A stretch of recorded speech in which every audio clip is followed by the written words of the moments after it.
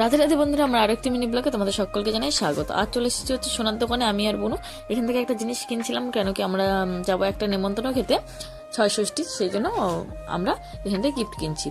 এই যে দেখো, আমি আর বোনু চলে এসেছি, তো আমাদের এখানটা জিনিস কেনা হয়েও গেছে। তারপরে হচ্ছে চলে গেলাম একটা কাপড়ের দোকানে, এখান থেকে ও একটা স্কার্ফ কিনবে, স্কার্ফ কি চাদর এই ধরনের, কিন্তু পছন্দ হলো না দেখে আর নেওয়া হয় না। আর এটা হচ্ছে আমাদের মহারাজার এখানটা ব্রিজ। এই ব্রিজটা না মানে বন্ধ ছিল, এই রাস্তাটা নিচে যে আল টাইপের রাস্তাটা দেখছো, এখান দিয়ে অনেকদিন যাতায়াত করেছে, প্রায় 3 বছর মতো এখান দিয়ে যাতায়াত করতাম। তারপরে কিছুদিন হলো, 1 বছর হলো ব্রিজটা খোলা হয়েছে।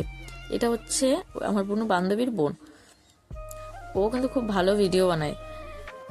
তো তারপরে চলে এসেছি হচ্ছে আমরা মোমোর দোকানে, কিন্তু এখানে এসে দেখছি যে মোমো হতে এখনো প্রচুর লেট আছে, তার জন্য আমরা ঘুগনি খেয়েই বাড়ি চলে আসলাম। এখানকার মোমোটা কিন্তু খুবই টেস্টি হয়, কিন্তু কিছু করার নেই, হতে প্রচুর লেট আছে, আমাদের তাড়াতাড়ি বাড়ি আসতে হবে।